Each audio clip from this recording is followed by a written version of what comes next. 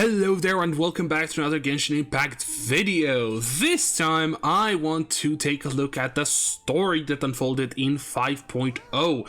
Natlan is finally out and I've been thoroughly enjoying it for the past almost 2 weeks actually. Yeah, it's a couple days and it's gonna be 2 weeks. I know I haven't really posted much because I wanted to thoroughly enjoy both this and ZZZ because I've started playing ZZZ and there's new characters coming out and stuff like that. But anyway, I am here and I want to talk about the Natlan because oh boy, it's better than I have ever imagined. With a couple tiny issues that might not really be issues depending on what the next updates are coming, but those are going to be talked about in a different videos.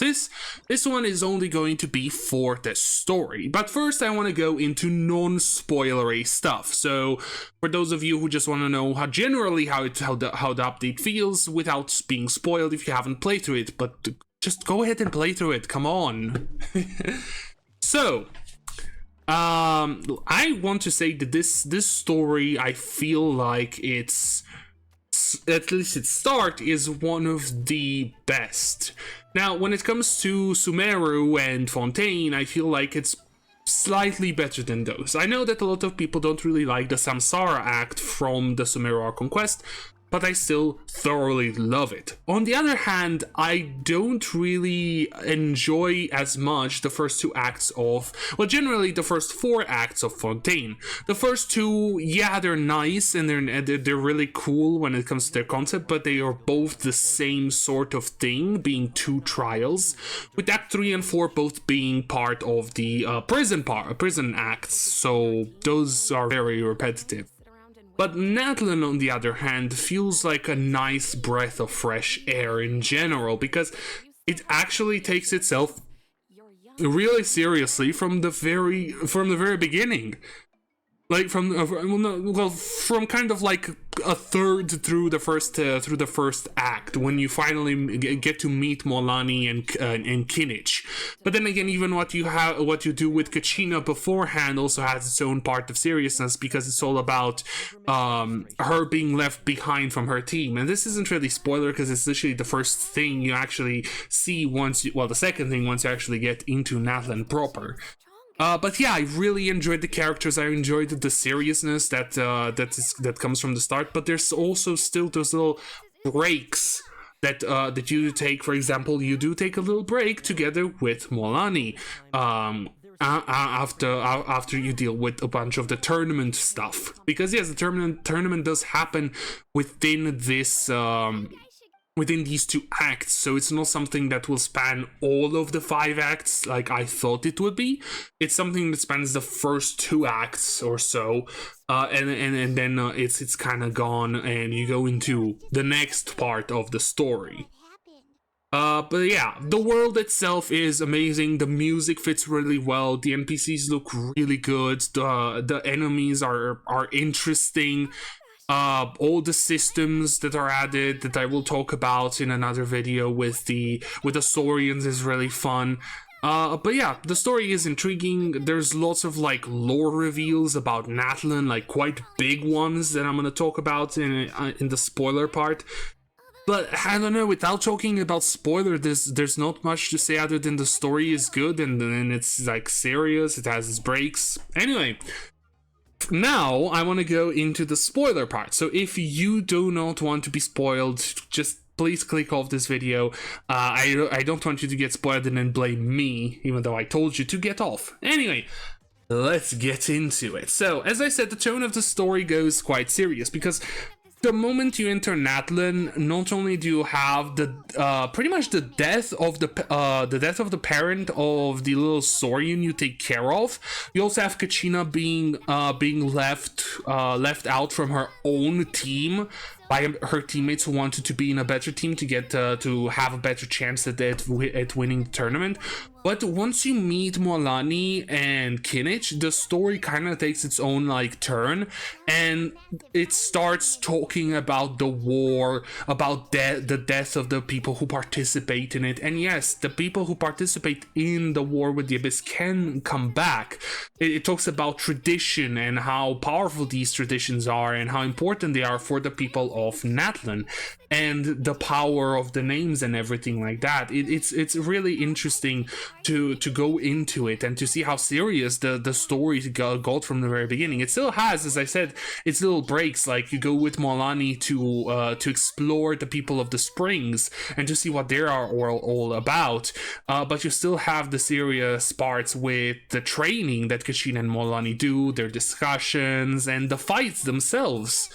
It's also interesting to see how most of the people participating in these tournaments actually are very cordial with each other. They actually try to prop up each other and make each other better. Of course, there's still the odd ones out that go ahead and try to screw it just because they're jealous. Like, there's two guys who really want to discredit Kachina because she beat them up, but you know, because we weren't prepared for it.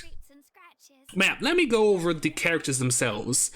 I really like Kachina. Kachina is written like that character that has barely any self-esteem, even though she has the most potential.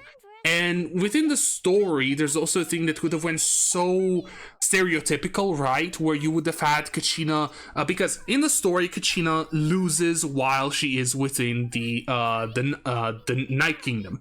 She wins throughout the tournament. She wins against Molani. She wins against the other people, and she makes it through the tournament for the very first time, which is really a really happy moment for her. But then she dies within the Night Kingdom. That means that she would be resurrected as long as one other person makes it out, and everyone else made it out.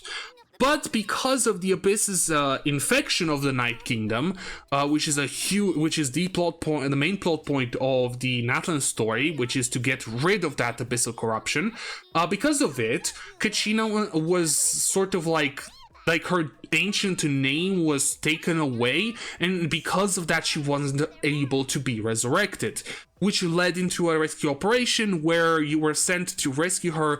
And I like the fact that she didn't go into the whole I am depressed because I lost on my first try. She's actually quite happy that, you know, you went to get her, people cared about her, she still won the tournament, she still took part in here, people were like, don't worry Kachina, you're still a hero. Right, in it of itself, you could say it's still cliche, because both are technically in writing terms cliche, but I do like that they went with this one instead of the depressive angle, right? When it comes to Molani, she kind of surprised me. I honestly thought that she would be very bright, very bubbly, very cheerful when it comes as a character. But then again, when Kinich and Kachina started talking about the tournament, about the war and everything, she gave me this sort of feeling that she's more than she lets on to be, at least what she let on to be from the trailer and whatever came in the pre-release of 5.0. And you can kind of see that especially within the people of the Springs part, and especially during her tribal quest, which I think is sort of the new way that they want to do story quests, at least for Natlan, because it seems that both Kinich and Molani have one of these tribal quests anyway. But I will be talking about these in a separate video too. But yeah, she's way more serious than I thought when it comes to it. I thought she would be sort of like more like Yoimiya, where generally speaking, when you see Yoimiya, it's all about childlike fun and wonder, right? But yeah, I don't know. She's way more serious than I've expected. And she's also quite powerful as a character. I do like the interactions that she has with Kachina, right? Like the little mentor and student sort of thing, where she's trying to prop up Kachina and to teach her how to be a better warrior. And their fight was also really nice. I kind of hoped it would be a fight where you actually control the character, right? But it was a cutscene. It was an amazing cutscene, but it was just a cutscene, unfortunately. As for Kinich, there's not much to talk about Kinich because he doesn't really show up or do much in this part of the story. I think that he's most likely going to have a bigger role when it comes to his own tribal quest, because it seems like that tribal quest has something to do with the Abyss. because the first two parts are available, but I don't really have much to say. He doesn't feel as serious as I thought he would be. Like, I thought Molani would be less serious and Kinich would be way too serious, but they're both quite balanced when you think about it. And I think the main reason why Kinich feels balanced is because of Aho, because of what Aho does as I don't know, as a foil to Kinich, right? With Aho being such like a troublemaker and trickster, and Kinich being so serious, they like foil each other. And now for the main attraction of 5.3. Anyway, Mavuika the Pyro Archon. I feel like the other characters didn't really have that much to do. Chaska was really cool, don't get me wrong, and everyone else who showed up was really nice, but they didn't really have as much of a prominent role as, you know, Molani, Kinich, Kachina, and Mavuika. As for Mavuika, I have a little bit of something that is that might make you guys a bit, I don't know, angry. It's not that I dislike Mavuika, but she feels basic. And let me explain. Up until this point, all of the Archons seem to follow a specific personality trait in a way. Venti is a drunk that's very outgoing, very extroverted. Zhongli is seems like a grandfather, like, you know, an adult that you would want to, you know, be close to, listen to their stories, learn from their stories, etc. A was very introverted and like not as communicative as the others, so she still had her own personality parts with the eternity things. Then you have Nahida, who is more childlike wonder sort of deal. And of course you had Farina with her quote-unquote split personality, because, you know, she had her over-the-top flamboyant self and also her more introverted self. So each Archon up until this point had sort of a personality thing that came to the forefront of their character. The seriousness of A, the introspective sort of talks of Zhongli, the extrovertness of Venti, etc., etc. But when it comes to Mavuika, at the very least in this first two acts, it doesn't seem like she has necessarily one of these kinds of personalities or personality traits that come to the forefront. It feels she's kind of like a combination of all of them, where she really cares about her people. She really cares about keeping Natlan together. She really cares about destroying the Abyss for what they've done in the past, etc., etc. Right? She feels very balanced as an Archon and as a person, and I think there is a main reason why that is. All of the other characters on this list of Archons are gods, but the Pyro Archon is a human. Yeah, this is one of the humongous reveals that we have during Natlan, that the Pyro Archon has been a human from the very beginning. How? Well, either the power of Natlan's Archon comes from a different source, or is given to the next person through a different source, because there is the flame within the Night King kingdom that continuously burns, right? Which could be that. Or each of the previous people who became Archons ascended to godhood through Celestia. But that kind of comes in the point of like, where's Celestia at this point, right? Anyway, but yeah, the Pyro Archon has been and is a human. And also another reveal together with this and together with Mavuika's plan is that Mavuika was also the Pyro Archon from 500 years ago. Yep.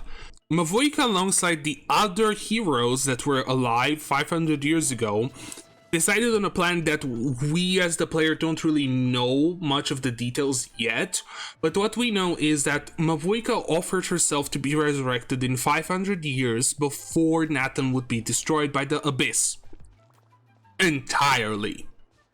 And the names of the ancient heroes that were during Mavuika's original time would also lend their names and their memories to the people who would inherit the name in the present, with Molani being one of them, and we actually see that during the rescue part of Kachina. So right now I don't remember exactly who were the other 3, but currently there's 4 out of 6 tribes who have awakened one of this hero that would be helping with the memories of the past, etc., etc. Now I'm not sure exactly what the plan is, because it's quite interesting, because why didn't they do this back then? Right? Did the tribes need to be entirely rebuilt in order to do that? When because the thing is, if the previous heroes were still alive to lend their hand in this plan, because they would have to know in order to awaken into the new heroes, why didn't Mavwika and those heroes go after the Abyss back then? Because when you think about it, the Abyss would slowly be building up more and more strength over time rather than losing it. And we see that with the fact that most of the Night Kingdom is corrupted by abyssal energy. And this is also the reason why the power of Pyro is dwindling within Natlan, because this power of Pyro that we were expecting to get as the player, as the traveler, is actually slowly being used up in order to contain the Abyss within its confines, right? And because of that, Mavwika also partially, if not entirely, lost her power, because she had to give her power as an Archon away in order to fuel the flame a bit more. Because what happened is, because of this intervention by the Abyss, where they screwed with the right of resurrection, now the tournament cannot be held anymore. What the tournament was all about, it had 2 parts. The first part was with teams that battled each other throughout Natlan to gather fire, special fire. This special fire being able to fuel the light within the Night Kingdom and to keep the Abyss at bay, part of it, the Abyss at bay, right? But that wasn't the entire thing. There was also the need to send the team to go and fight the Abyss itself within the Night Kingdom.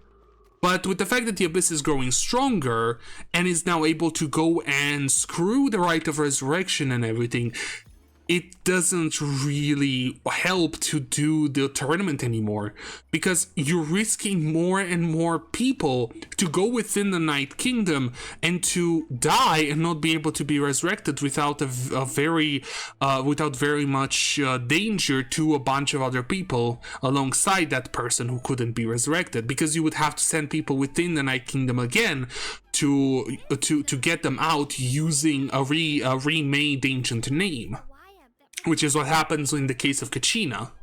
So that's not really a doable way. So because of that, Mavwika decided to give up whatever powers she still had left in her in order to keep the flame to keep the flame ablaze and to stop the Abyss for a bit longer, but until they're able to gather everyone to fight it and, I don't know, I guess fulfill the plan that she has been going on for 500 years. Now, a couple other cool reveals are for example, a bunch of ruins from back during the time of the dragons, and also the fact that the humans of Natlan were able to use phlogiston because someone stole it from I think the Dragon Sovereign. I'm not sure if it was a Dragon Sovereign or if it was a random giant dragon. I'm really sorry, I don't remember that specifically. But that person might have also been part the dragon. It might have been the first time dragons and humans actually tried to coexist, because this is seen on some of the murals during one of the world quests. Oh, speaking of world quests, they're pretty good, I'm not gonna lie. During one of the world quests, where it was a human on one side and a humanoid with a dragon head on the other, and it was all about the stealing of the original flame, the one that's currently burning within the Night Kingdom. There's also the developing powers of the Traveler, developing more like sort of a callback to what the Traveler was able to do during Mondstadt when they purified the Tear of the Valen. Now being able to purify abyssal energy within people or Saurians, or I guess within anything. And we see that during the People of the Springs intermission when you go with Molani, where the Traveler was able to clear the abyssal energy within the people around there, in order to bring them back. Another thing is that Natlan doesn't really have ley lines, which is interesting because the Night Kingdom is what really works as ley lines for Natlan. But now my question kind of is, then are the people of Natlan not able to be affected by the Loom of Fate? Because think about it, why would the Abyss want to take over Natlan so hard, but not over all the other nations?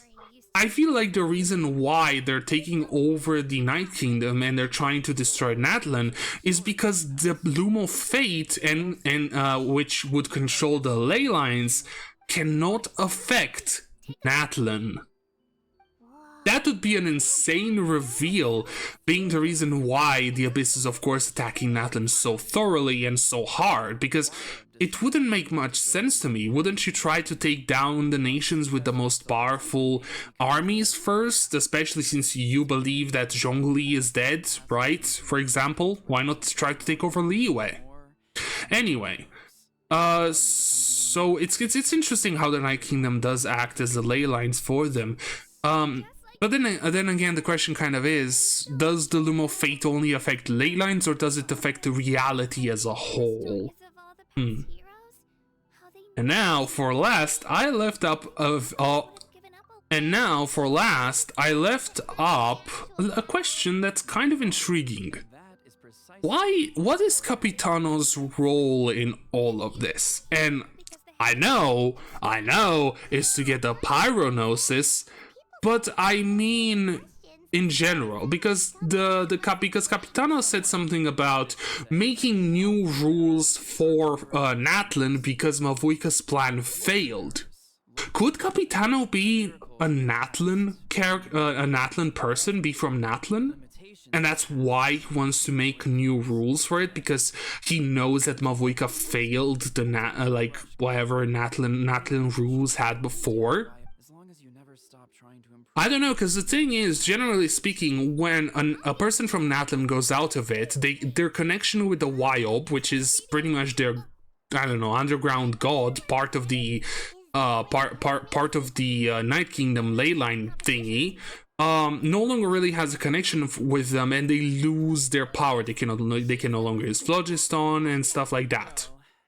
And I think there's also something about losing their memories, but I don't remember that specifically.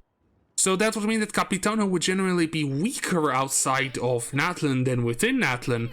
So how would he be able to be number one, right? How would he be able to be the top dog, where we know that the first 3 Harbingers can rival gods? I'm surprised it's not top 4, to also include Arlecchino there. Anyway, so why does Capitano want to rule Natlan so badly, to change its rules and make it hopefully a better place? Because here's the thing, if Capitano does become playable, like what happened with Arlecchino appearing within the story and she became playable, that means that Capitano would also not be the evilest of characters. So whatever plans he would have for Natlan would have to be good plans. So maybe fighting against the Abyss. But knowing that the Tsaritsa's plan is mainly to fight against Celestia, I'm not sure how much he would care about fighting the Abyss at this point in time. I also have another question. With the fact that Mavuika used her powers in order to keep the flame in the Night Kingdom ablaze, does she not get her powers from the Gnosis? Is the Gnosis even with her? Because we know at this point that the Gnosis does give the Archons some form of power, because they are connected to the throne within Celestia, which contains the power of the sovereigns. There's so many questions at this point, like what is Mavuika's actual plan? What will Capitano do? Why did Ororon betray everyone? Like, I'm so excited to see what the story in 5.1 is going to be, to see where we go and where the cliffhanger of Act 4 will leave us. But yeah, that's about it for the story. But I will have a video tomorrow going into the exploration aspect of 5.0, and I will be having videos throughout this week and next week going into different topics of 5.0. So if you do not want to miss those, why not leave a like, comment, or subscribe, of course. If you did enjoy this video, I hope to see you guys in the next one as well. Thanks for watching.